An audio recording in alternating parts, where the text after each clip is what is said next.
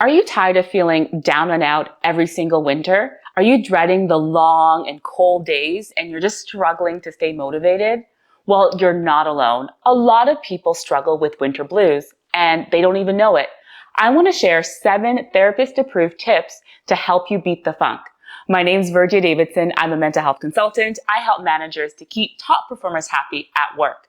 Welcome to Strive Effect. Let's talk about it.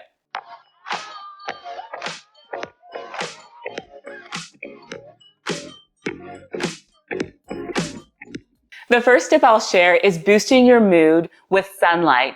So I'm Jamaican, and a huge part of our culture is being on the beaches and being exposed to sun. And it's actually hilarious that a lot of us, when it comes to winter, it's almost like this dreaded thing that nobody wants to experience. Even if you've been here for 30 years, it's very common for people to just say, oh, I just want to hibernate. Did you know there's science behind having this low mood in the winter? Well, it turns out that the less sunlight and shorter days affects your brain chemistry. So the serotonin and the melatonin, they naturally have a rhythm, but this disrupts the rhythm. So as a result, people might just want to sleep more, or it might be hard to sleep. You might notice your mood changes. You might even feel irritable. And for some people, it's a minimal disruption. For others, it's a huge disruption. So my recommendation is increase the light exposure. If you do have a little bit of money, there is something called the therapy light box. And this is really effective in just getting you exposed to more vitamin D. But you can actually just be more intentional about going outside. And if you're like, you know what, I don't really want to go outside, you can just sit next to a window and just during the times that there's a lot of sun, allow yourself to be exposed to that, because that increase in sun exposure helps with your vitamin D and it helps to regulate your mood. The second tip I'll share is prioritizing your physical health. I really do enjoy working out. I try to be active at least 4 to 5 times a week. And exercise, it's that natural happy pill. And you might say, why is this important? Is it just about weight management? It is far more than that. There's so many benefits to physical exercise. It can help control weight, combat various health conditions like stroke, metabolic syndromes, high blood pressure, type 2 diabetes, depression, anxiety, and many types of cancer, arthritis, and even falls. When you fall and you're not active, it can actually cause more damage than good. So if you're not somebody who likes to go to the gym, there's so many other things you can do. You can go for a walk. You can ramp up the amount of chores that you're doing. Have a challenge with some of your friends, just walking up and down the stairs. All these things are so important to your health, especially during those dark, long, cold days. The third tip I'll share is nourish your body with the right foods. I want you to imagine yourself like a vehicle. And for a high quality vehicle, it requires high quality fuel. So your brain requires high quality things to get the nutrients that it needs. So I would recommend eating things with omega fatty acids to help nurture your brain. I would also encourage you to take your vitamins and be mindful that during these times, a lot of us might want to just have those comfort food, but in terms of your mood, it doesn't actually make it as positive as it could be. So I would say focus on nourishing your body and giving your body what it needs. The fourth tip I'll share is connect with those around you. I always hear the complaint of people saying, I'm just not a social person. And I'm not saying you need to be a total social butterfly, but during the winter months, a lot of people that don't like to socialize, they hit a rock and a hard place where when they don't socialize, they can be very isolated and it can definitely impact their mental health in a negative way.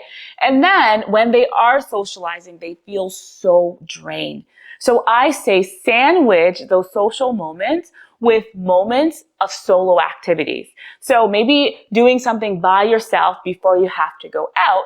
And then when you go out and socialize, making sure you plan something to help you get recharged. And don't forget, when you go to an activity or an event, you don't have to stay the entire time. You can always go spend some time. You can leave early, or you can decide to take mini breaks to recharge yourself. Don't underestimate the power of community. You can even talk on the phone. You can FaceTime. You can decide to do things that gets you outside of your comfort zone. You'd be so surprised how beneficial this is when it comes to boosting your mood. The fifth tip I'll share is combating those negative thoughts. And a lot of times when I see clients, they're like, oh, of course it's so easy to get up and work out and to talk to people. But they don't really realize how their thoughts can really impact their motivation and their desire to do what they need to do. So I would say there are two apps that I really like. There's Mood Tools and Mind Shift. And it helps you to combat those negative thoughts in a way that is realistic. And it gives different suggestions that you can do when you notice that your mood is just not where you want it to be. I would encourage you to practice, because as you combat those thoughts, it actually helps you to feel like you can do it. So for instance, if you're going to that social activity and you're like, oh, there's no way, I'm not going to know anyone. All right, how do I know that for sure? Do I have a friend that I can maybe invite to this? What if it turns out really good? So this is a way to combat those negative thoughts.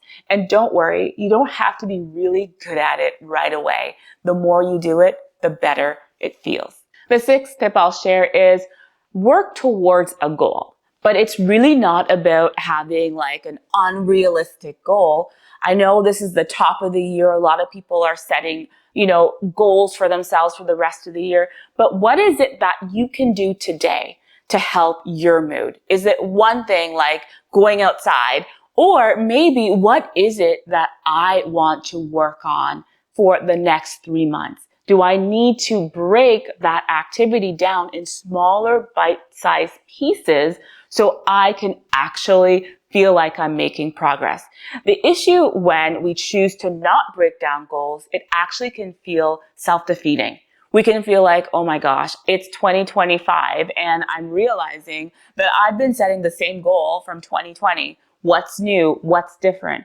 Well, if we keep on doing the same things, it's the definition of insanity. So can you tweak it? Can you get some help? Can you, figure out, okay, what do I need to look at within myself to help me to progress? And the last tip I'll share is knowing when to seek professional help. It's not just, when you just feel off. Maybe if you're noticing that you're feeling sad, you're feeling unmotivated, you just don't want to do the things that you want to do, and it's been 3 weeks or more, and it's just hard to beat that funk, and you're trying all the things that I've been sharing, and it's just not working. I would really encourage you to seek professional help.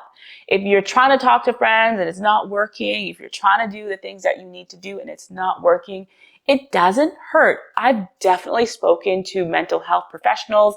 I've definitely spoken to mentors in my life. And I can tell you and I can testify, it makes a huge difference in you showing up for you and being the best person or the best version that you can be. If you're noticing that you're struggling, or if you notice someone else is struggling with depression, be sure to watch this video that talks about how to help a friend struggling with depression.